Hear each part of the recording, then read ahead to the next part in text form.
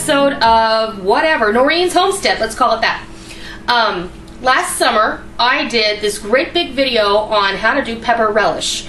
I wanted to make pepper relish to enter in the county fair, which incidentally I got a blue ribbon for.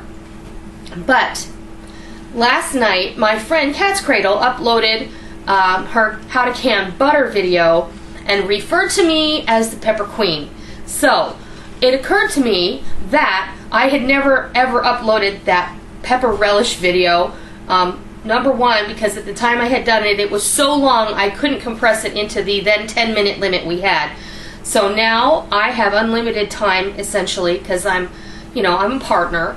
So I thought I'm gonna dig out those videos, I'm gonna put it together, and I'm gonna upload it, and I don't care how long it is. So I'm sure it won't be as long as my coconut cake video, but it might be a little longer than 15 minutes.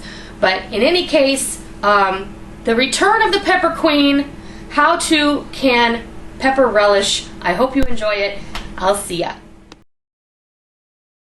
Yeah. Hi everybody, it's Noreen, Atticus9799, and today is Saturday, and I've got a lot of peppers that I picked from my garden. You can see, this is just some of them.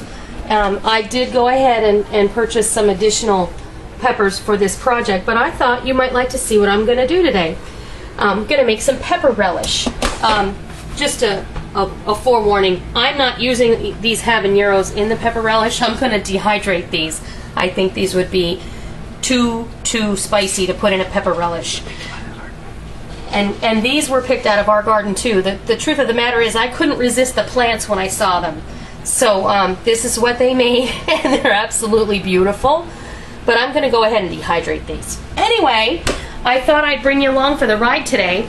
I have gone ahead and I have 2 flats of jars that I have washed and rinsed well. They're air drying right now. It doesn't really matter. I've also put on my large canner. It's full of water. I set it to boil. I'm going to go ahead and boil my jars because today we're going to do what's called a hot pack, which means my jars and what I'm putting into my jars needs to be hot. And then I'm going to process them later for 15 minutes just to get a good seal. And I'm going to take you through each step of the process. Right now, I have gone ahead and I've washed all these peppers. And I've also gone ahead and cut off the tips. And I have weeded through them, and you can see this is my trash bowl here. Some of them, if you have a pepper that looks like this, is a little brown or questionable, you don't want that in your product because you do run the risk of botulism if you put spoiled or brown product in your final product. You don't want that. So what I'm doing now, and I will spare you most of these details, but I'm just seeding these right now, is all I'm doing. I'm just seeding them over this bowl, and then I'm putting them in that bowl, just so I don't want too many seeds in this. And these are all kind of spicy. Some are hot banana peppers and some are sweet banana peppers. And then I'm going to add some red and green bell peppers in here. We're going to do some onions. It's going to be a really lovely relish. And in the middle of the winter, you can go ahead, or any time for that matter, you put this on a hamburger, put it on a hot dog.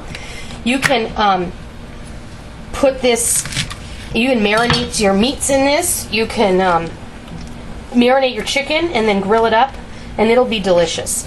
So we're just going to have this as a good way to preserve your harvest. We've gone to all this trouble to grow our garden. So now we have to have a way to really use what we've grown. So we don't want to waste it. I mean, we're eating out of our garden, that's for sure. But what happens when you have more than you can eat? And frankly, if you get sick of peppers real fast, what are you going to do? I mean, you can only pawn off so many on the neighbors. And that's really not the point of having our garden now, is it? Having our garden is so we can be self-sustaining. So I'm going to go ahead, I'm going to finish prepping all of my vegetables, and then I'm going to come back and show you what happens next. So I'll be back in a little while. Okay, we're back. This is what I have done.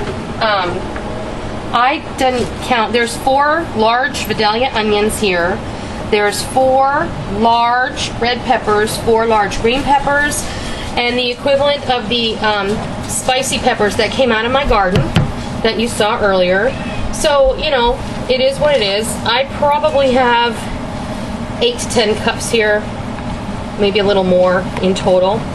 But now we have to make our bouquet garni that goes in because we don't want our spices to go into the relish, but we want them to flavor our mixture. So, let me tell you what I did. Let me grab, I use these cone coffee filters. These, okay? I'm gonna take this, gently turn it inside out. These things are strong. So, you know, don't rip it, but turn it inside out. I just think it's a little easier to manipulate when you get all these sharp edges on the inside. So, then what we're gonna do is we're gonna take a cinnamon stick, one that I can break in half. I'm gonna break that, I'm gonna put it right in there. Let me just set that in there so you can see what it looks like.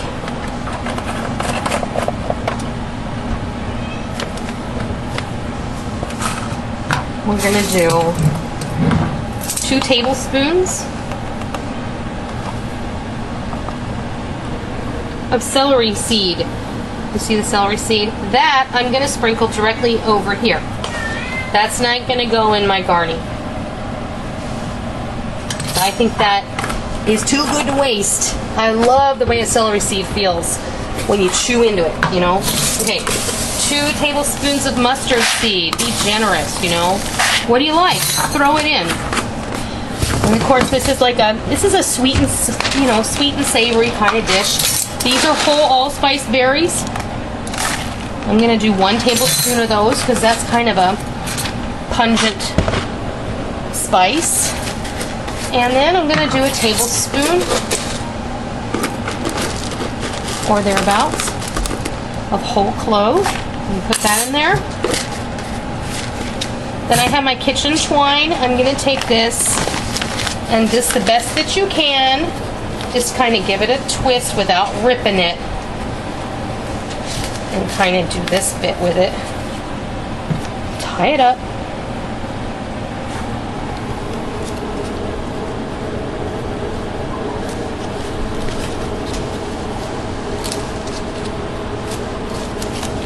And I left one end longer because I'm just going to put this right here so that I don't lose it on my pot if it'll cooperate with me. And stick it right there. And that way, in the end, you'll be able to fish it out. Now, our vinegar. We're going to use 4 cups of vinegar.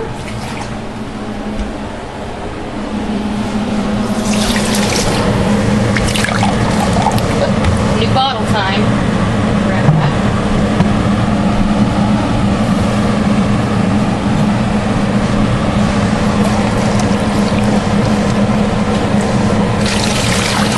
There we go. 2 cups of vinegar. Then we're going to do 3.5 cups of sugar.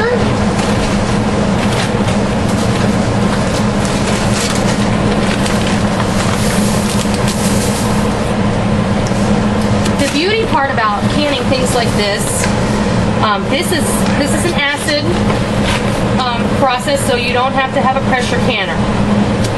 So you're just going to process these. You don't need a pressure canner to do this one. And these measurements, as long as you have a good amount of acid, you can always go ahead and test your pH, and I've read books about how to do that the old-fashioned way.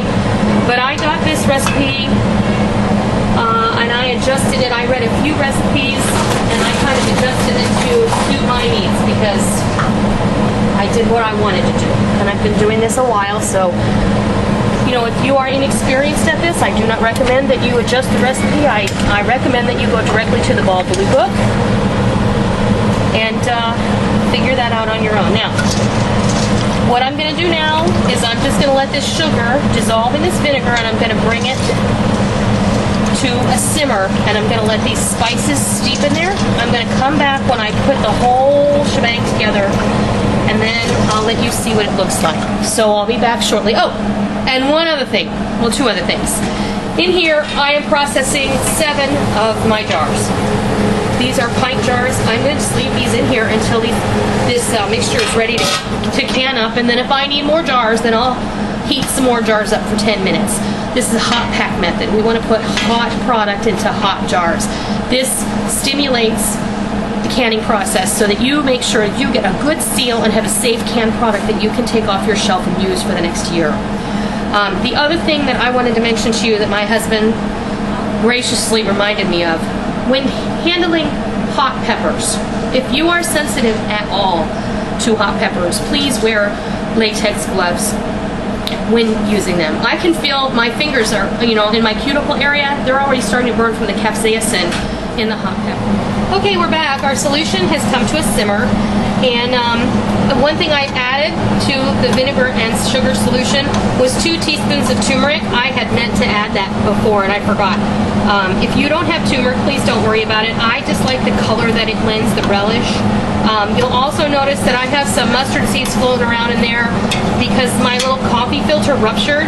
Take a note from me. I usually have little nylon bags that you use for party favors.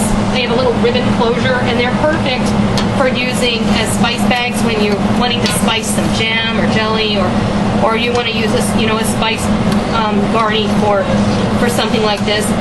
But I couldn't find where I put them. I'm sure that I put them in a very safe spot, so safe that I hid them for myself. So I just went ahead and I used a clean knee-high stocking, and I just put the whole filter bag right in there, and this will be fine. And you know what? It doesn't matter if these mustard seeds are in there. They'll just add extra deliciousness to it later down the line. So the only other thing that we have to do now is take our vegetables, all of our peppers and our onions, and we're going to add these directly into the pot. They've rendered some of their moisture now into the bottom of that bowl. And if you could smell this, it smells fantastic. Oh, so fresh. The peppers and the onions.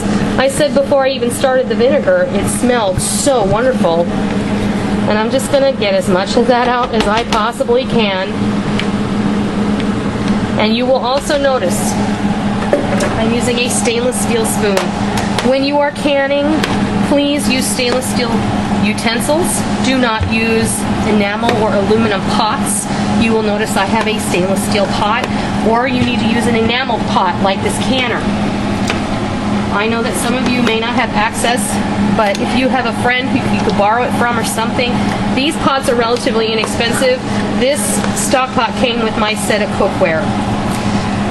The next thing we're going to do, we're going to wait. This has to come to a boil, and then it has to boil for 20 minutes, at which time we will come back and we will get ready to jar up our relish. So I'll see you back after 20 minutes and show you the next thing we do here. Okay, see ya. We have simmered for 20 minutes. I have removed the spice bag, and now we're ready to jar this up and process it. So I'm going to bring it over here.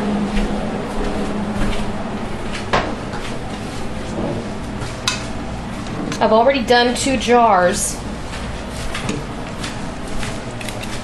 And I have a canning funnel. These are the jars I had in the canner.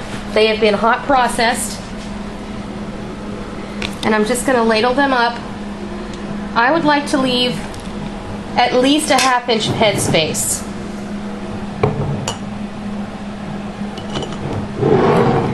We're just going to fill all these up. I am not sure how many pints this is going to make. I'm going to say at least 6, maybe 7. If that's the case, then one recipe will make 7, and we'll move on to another recipe. This is a hot relish, and I'm going to go ahead and make a sweet relish with just sweet peppers. Tom, we did taste it already too. And we have tasted it, and it's just amazing. This is going to be so good over fish or chicken. I think it would be wonderful over a grilled pork chop.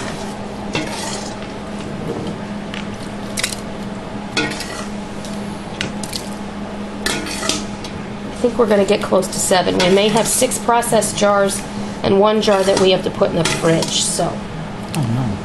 Oh no. This will also be really good over some grilled sausage or hot dogs even. I think would be wonderful. Let's see if we can get a whole jar out of what's in the pot. It's possible. Not quite. So we won't process this one. We'll just go ahead and we'll scrape as much out of here as possible.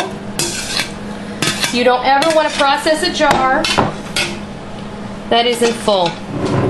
The next thing we want to do is we're going to wipe the rim. Now see this one? This jar has just a slight bit too much in it, and I'm not happy with that, so we're going to take our little jar that we have here, and that's not enough. See, so we have to have a happy medium. You want the rim to be clean, otherwise you're not going to get an appropriate seal. And it is the rim that you want to be very, very particular about. Make sure you wipe it off, and try and wipe it with a clean part of the towel each time. Don't worry about the sides of the jar. Those will come clean inside the boiling water bath, and then also after you're done processing them and they've cooled, you can wipe them off. What I have here are my jar lids. I went ahead and took a couple ladles full of the water out of the canner, and I just ladled them over the top of my jar lids, pardon me. It softens this gum that's on the inside of the lid. This is what will help facilitate your vacuum. We're going to go ahead and just put one on top of each. That one likes to stick together. And this isn't particularly hot.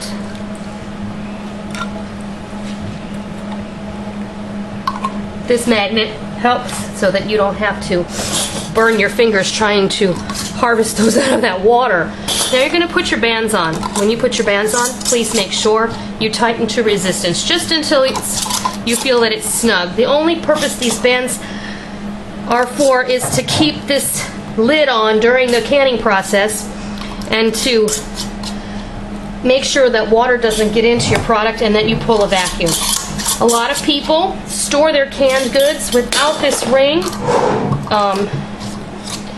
and that is actually recommended so that you don't get rust. Okay. You want to make sure there's no air bubbles. This is a pretty dense mixture, so I'm pretty sure that's not going to be a problem. I'm going to go ahead and put these on my tray, and in a minute I'll be right back because I want to empty the cans out of my canner. I put some jars in the canner in anticipation that I would need more, but it doesn't seem that I do. So I'm going to go remove those, and then I'll show you what we do to process these jars, and I'll be back in just a moment. Okay, you will see that I went ahead and put our filled jars on a baking sheet that I lined with a towel. This is helpful so that the jars don't slide, and also that your jars don't crack, because if you put your jars on a cooler surface than they may potentially crack, and you don't want to do that. So what I'm going to do here, I'm going to take my jar lifter and I'm going to move my lid out of the way, and we are going to, this is almost at a boiling point. I am going to go ahead and turn it up higher. We're just going to lower these down. You're going to want an inch of water once you have all your jars in here over top of the jars. That's the only way you're going to get a good seal. Now, you're going to see this is going to start to bubble. That does not mean the water is boiling. It means the air is escaping from that jar. Do not mistake that for the water boiling. All right.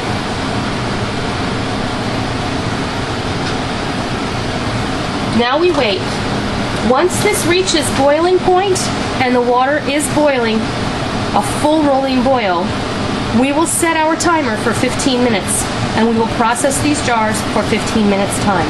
At the end of that time, we will remove them to a bath towel on my kitchen table where there is no draft. And as soon as this is done, I will come back when I'm ready to remove these from the canner, and we'll move on to the next step. So I'll see you in a little while. Okay, we have expired our 15 minutes. I'm turning the burner off, and I am opening the canner. I'm turning the lid away from me because you will get a wicked steam burn, and trust me, you don't want that. I already burned myself once today. I don't want to do it again. All right. Now, my water may seem a little cloudy. I did put some vinegar in my water because we have really hard water here right now because they changed the aquifer. And the vinegar cuts down on the calcium deposits that will end up on the outside of your jars. So, we remove them to the baking sheet that is still lined with the towel. And then I'm going to take them over to the table. And wherever you set these, set them on a wooden surface or on your countertop that has a towel on it. Otherwise, your jars may crack.